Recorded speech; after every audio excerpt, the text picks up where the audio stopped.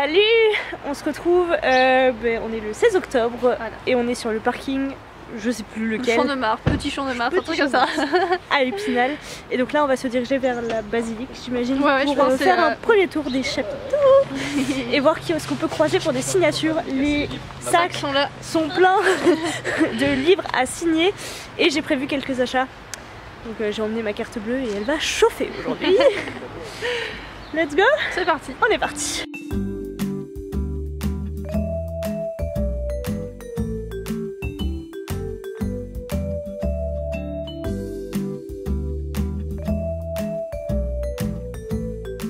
Hello, on vous reprend sur notre pause déjeuner. Dans une petite cabane de bois toute sympa. On a déjà vu pas mal d'auteurs. Ouais. Des auteurs très sympas. On a commencé par Aurélie Wellenstein pour lui faire signer son dernier. Mer morte pour moi. Et du coup j'ai acheté Mer morte. J'avais le désert des couleurs mais je veux dire je vais pas ramener ma pile à faire dédicacer. Ouais voilà, l'idée c'est quand même il y avait du monde derrière, on ne peut pas trop faire attendre. Et en fait dans la tente BD il y avait le dessinateur de la baleine des mers mortes et du coup comme la BD m'intéressait et qu'il fallait d'abord passer par le dessinateur, c'est ce qu'on a fait. Et en fait c'est des vrais gros dessins qu'ils font et du coup pour chaque personne ça prend 15 minutes de dessin plus du blabla. Ou après ou au milieu selon. Voilà. Donc on a attendu 15 minutes. Donc effectivement ça nous a pris pas mal de temps mais on a quand même réussi en sortant de là à voir ES Green à qui je devais acheter le tome 2 de Steam Sailors. Et surtout avant on a vu Claire Duvivier et Guillaume Chabanachon. Oui pardon, c'était quand même notre objectif de la journée, c'était de les rencontrer. Voilà. Et c'est super touchant parce qu'ils nous ont reconnus et ils nous ont fait un retour, en fait le retour du retour du coup. Le retour sur notre vidéo qu'on a fait, enfin les deux vidéos sur leurs deux romans et c'est très touchant. Voilà, c'était franchement super sympa, ils sont très abordables, ils sont super souriants et tout, enfin bref, un gros plaisir. J'ai pas encore fini Citadin de Demain, mais j'ai très hâte et puis de toute façon la suite sort en avril donc on le verra aux Imaginales au mois de mai. Voilà. Et donc à la suite de ça, ES Green qui est vraiment très sympa. Oui, je suis presque triste de pas avoir son roman pour lui faire dédicacer.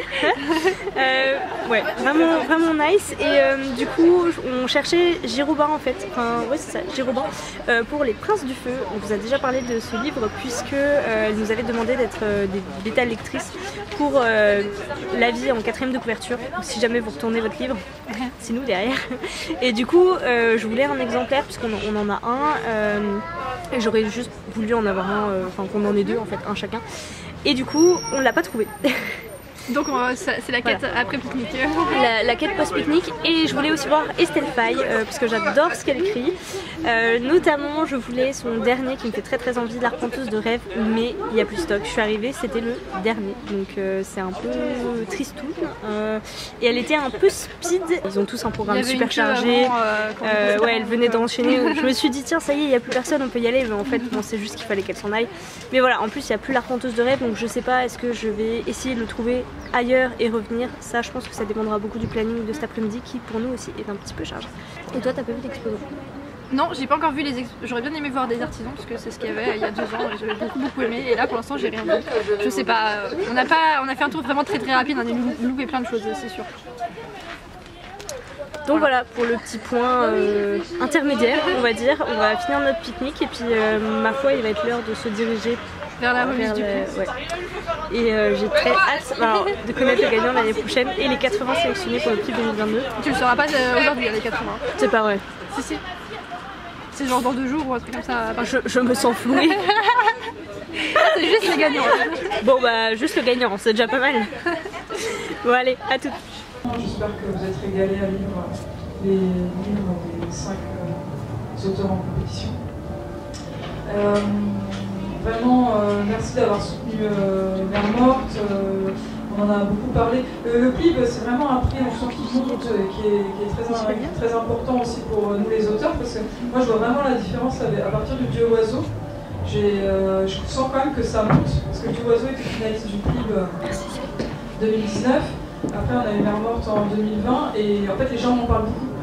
Quand on est en rencontre, en dédicace, ils disent ah oui, j'ai beaucoup entendu parler du Dieu oiseau, j'ai beaucoup entendu parler de Mer morte, et c'est aussi grâce au PLIB, vraiment, parce que vous en parlez sur les réseaux, autour de vous, parce que vous partagez votre passion, et ça pour les auteurs, vraiment, ça n'a pas de prix. Et donc vous pouvez le précommander, c'est ça, avant le 19 octobre. Voilà. Donc, allez-y et ne vous inquiétez pas. Exemplaire de recueil. Ensuite, Dami Brie pour la princesse sans. Oh là là, ça y est, visage. Non, alors c'était sans visage, non, mais puis il y avait Léonore juste après avec La ville sans vent. Voilà, j'ai fait un mélange des deux. La princesse au visage de nuit aux éditions de l'homme sans nom. Ah, il y avait ça aussi.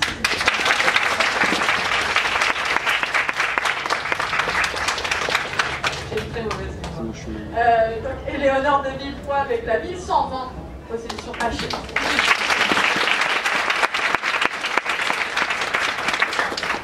Pascaline Nolot avec Rouge aux éditions Gulfstream.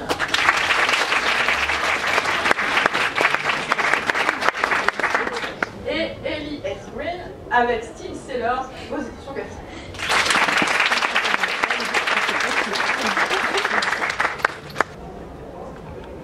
La pression, Elina. Donc le gagnant du PIB, ou plutôt la gagnante du PIB, est donc Ellie S. Green pour Steve Sailors.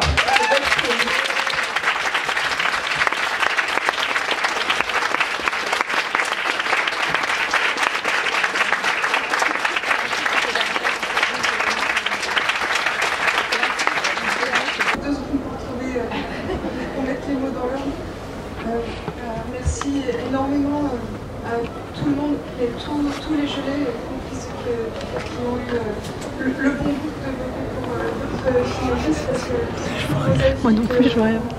Tous vos retours qu'on voit sur les réseaux, ils ont tous été très précieux, très formateurs et surtout tous très bienveillants et c'est...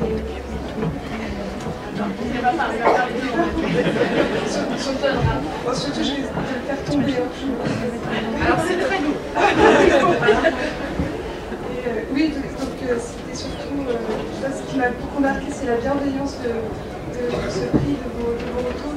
Et ça ressemble bien d'ailleurs aux organisatrices du PIB qui ont mené la barque avec courage déjà cette année.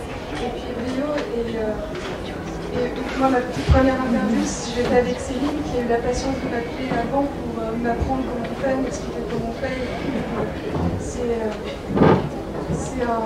C'est un très beau symbole de recevoir le PIB. Après, j'ai vraiment l'impression qu'on n'est pas 5 finalistes, mais 5 gagnants, parce que arriver au final en sortant de plus de 200 livres, c'est déjà une victoire en soi. Et puis je pense qu'on avait 5 livres très différents et je pense qu'on l'a tous mérité, je trouve.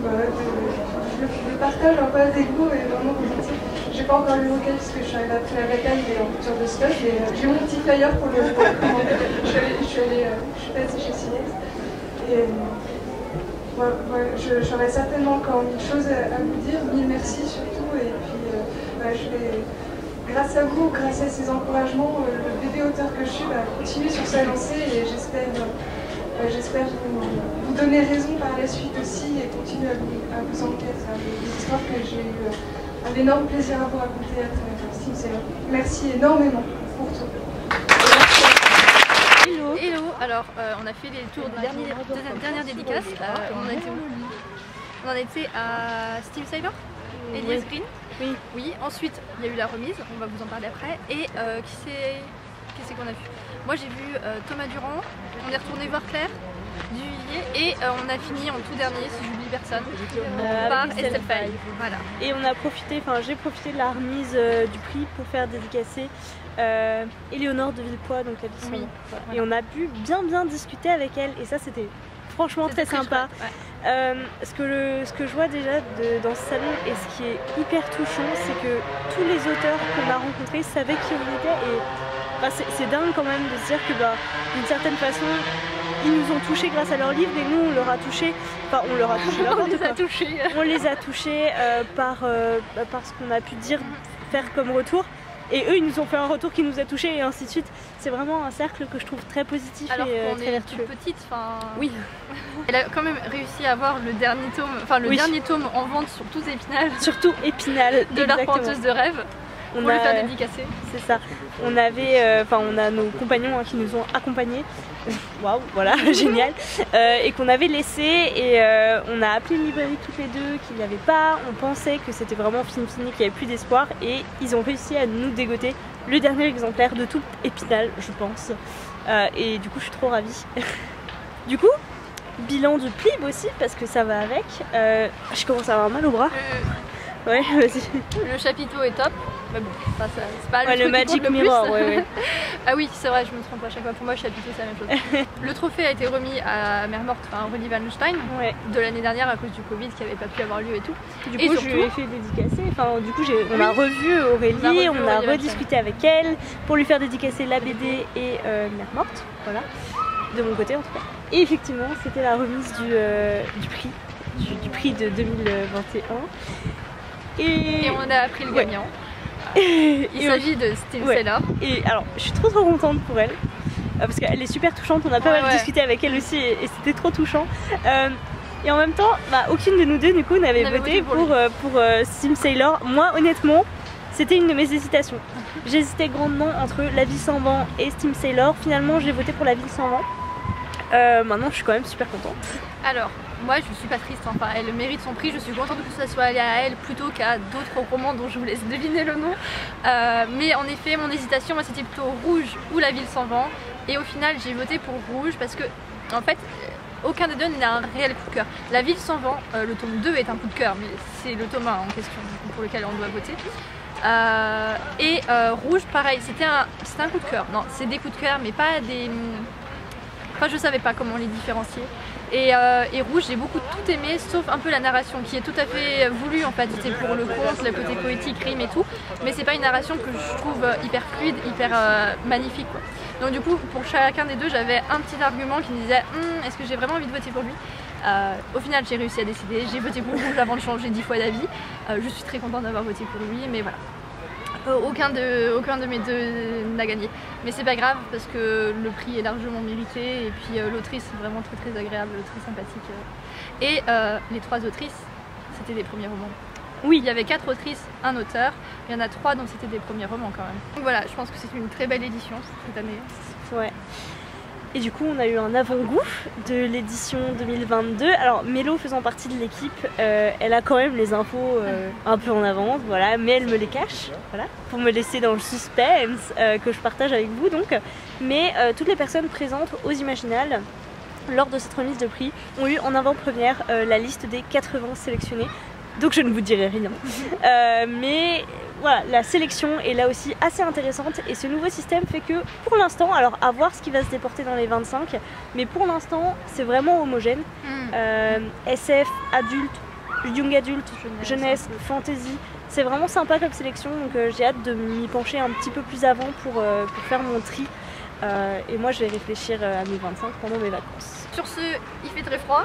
Ouais. On va finir notre tour des Imaginales avec les artisans et après on rentre. On va s'arrêter là, on va rentrer chez nous et puis moi je vais m'attaquer au montage pour que vous ayez ce petit vlog rapidement. Voilà. On vous attend dans les commentaires pour discuter des Imaginales si vous y étiez. On a croisé quelques personnes, pas beaucoup, mais c'était quand même super sympa. Et puis bien sûr, comme d'habitude, on vous souhaite de très très belles lectures en attendant une prochaine vidéo.